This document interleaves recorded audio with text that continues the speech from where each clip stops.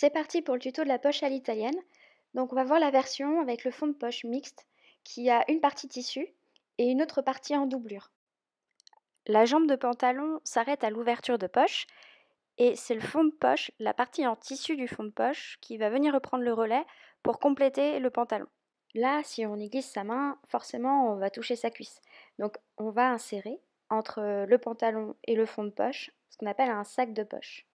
On va d'ailleurs commencer par le sac de poche, que l'on va épingler le long de l'ouverture de poche, endroit contre endroit sur le devant du pantalon, en faisant bien attention d'aligner les repères de hanche et de taille.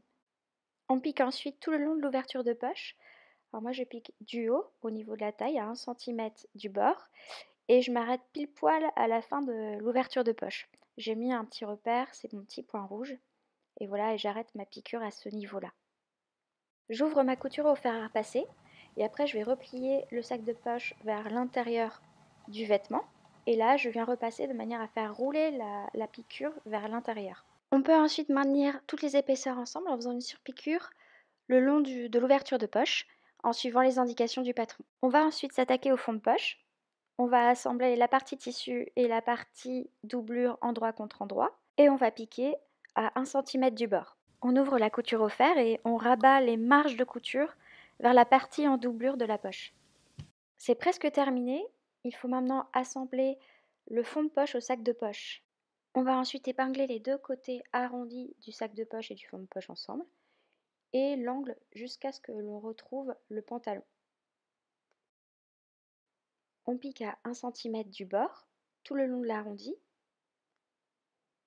Une fois qu'on arrive à l'angle, on va piquer l'aiguille dans le tissu, lever le pied de la machine et faire une petite rotation à 90 degrés pour se retrouver encore à 1 cm du bord sur l'angle qui remonte vers le pantalon.